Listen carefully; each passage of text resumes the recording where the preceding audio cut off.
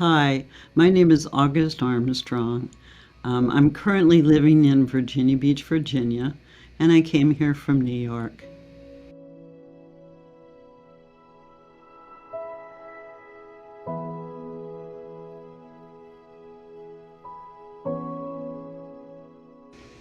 I've been thinking about the empowerment of women and events that were important to me in my life. And um, three events came to the surface that meant a lot to me, that changed my life, that not only helped me with empowerment, but seemed to help other women as well.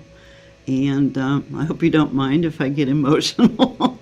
Some of this is old memories, but they're nice memories, and so the emotion's about more happiness, not sadness.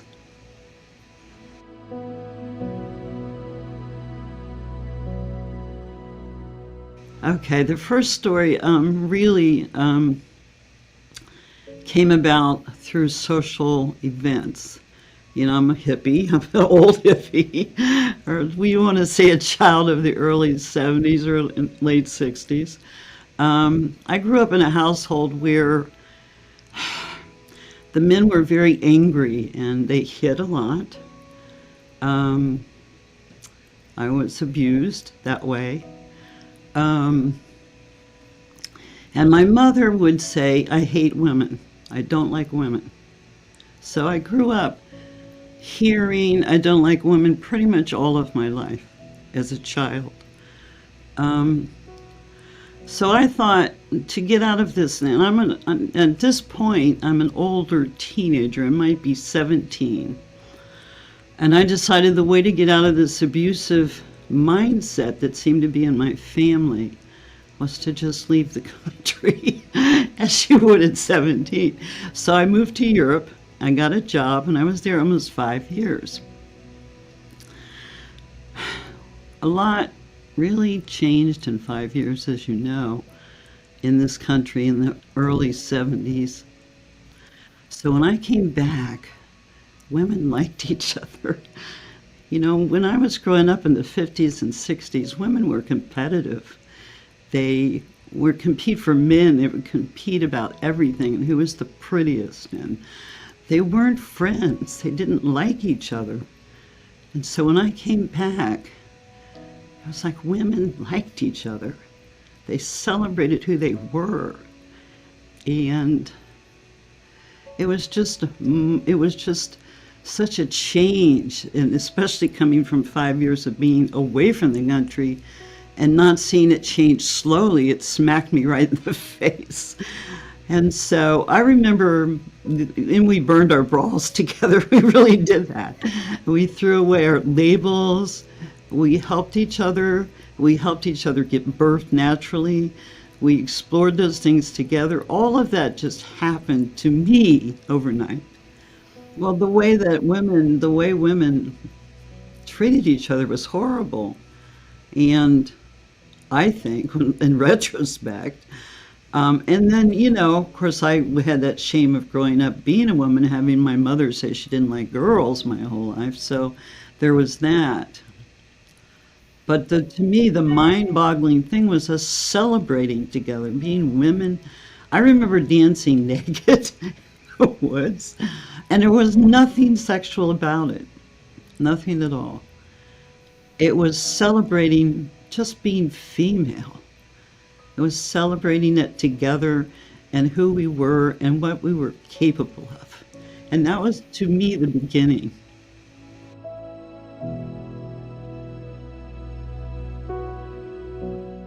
Then I was a playwright and a director for, boy, probably over 20 years, 25 years in New York. I wanted to write a play about women, what it felt like to be a woman. And the only thing I could find at the time were hate plays, sort of feminist, we hate men plays. And I didn't hate men, I just wanted them to understand women. So I took 13 women and we based a play on, it took them almost 2 years. And we went out in the woods together and worked, and I based the play on their lives. And that play ran, it was called Falling Free, and it ran in New York for a while. And we always had question and answer periods after the play. People wanted that. They wanted to sit there and see you and see the actresses and talk to them about the creation and what they went through, because the play took you from childhood through the what now would be old age, but then was speculation about old age. And I remember there'd be men who would stay in the audience and cry. Sorry, this is where it gets me, because they would say things like, I never understood that my sister, my mother, my girlfriend felt like that. We talked about things that hadn't been on the stage before, like your first period. I had never seen anything about a first period. Now it might be, so what? But at the time, it was really, nobody talked about it.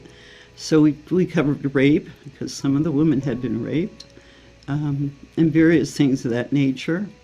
Daddy's little girl, girls who had been daddy's little princess, and what that did to your psyche sometimes.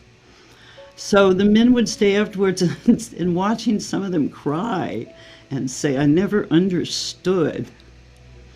That was empowering to me, that we were able to not come down on them, but to educate them.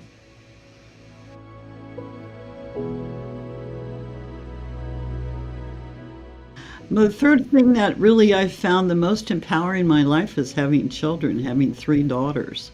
I think sometimes we feel like we have to write a book, or we have to be a famous athlete or something of that nature to affect other women, empower other women, and certainly that helps.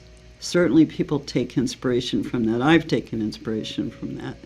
But I think in the long run, if we can touch, even if it's our grandchild or our niece or one of our students in grade school, that means more than anything. That you empower that little girl, whoever she is, whatever she wants to do, to be that and to do those things that she needs to do. To feel empowered and to feel like she can just do anything.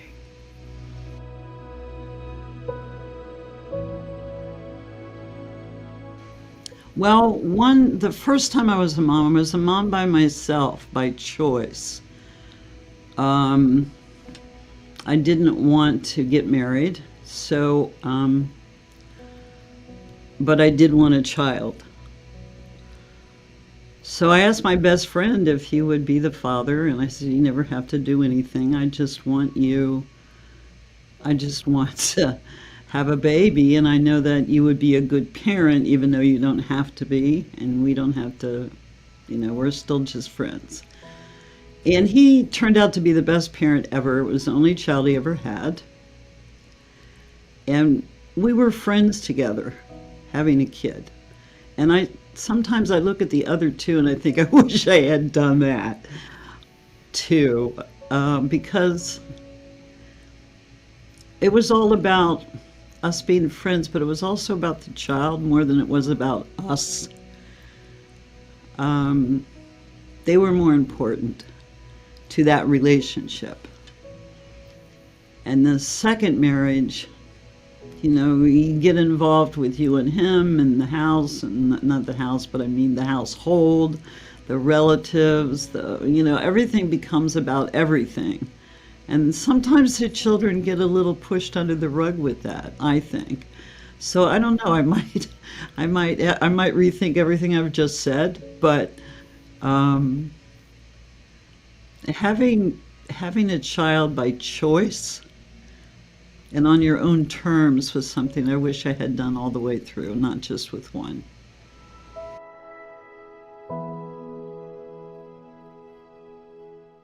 Well, it doesn't really apply to all women. I don't know how most women, you know, it depends on how you're made to begin with, but to me, the greatest doctor, medicine of all is nature, Mother Nature. Hold her close to you, hold her in your heart, and she heals you. And I look at the tree of life, and that's what it means to me. If you ever look at the tree of life, it's that coming up from the roots, up through your body, up to the sky. That's your healing. That's Mother Nature. Hold her in your heart. Some people, it might be a little strange to hug a tree, but I do actually talk to them. And I call them the avatars of the forest. And there's a little exercise I could give you if you'd like. Um, and that is, you find a tree that calls you. It just calls you. It doesn't have to be, it can be a little branch growing. It doesn't have to be a giant oak tree or anything, but it calls you, and you just put your hand on it and you say, if this were a face, what would it look like? And just let it come to you. Believe anything you get. It's fine. If this tree were a smell, what would it be? And let it come to you.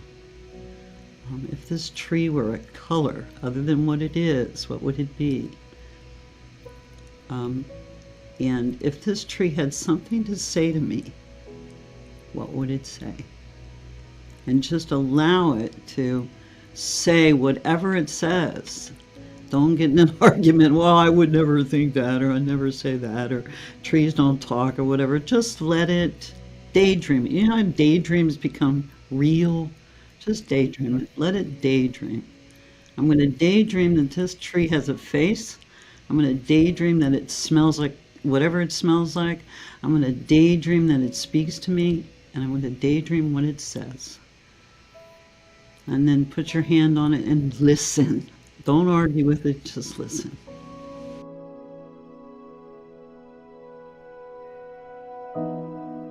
The phrase "her turn" conjures up to my mind, and mostly to my emotional body.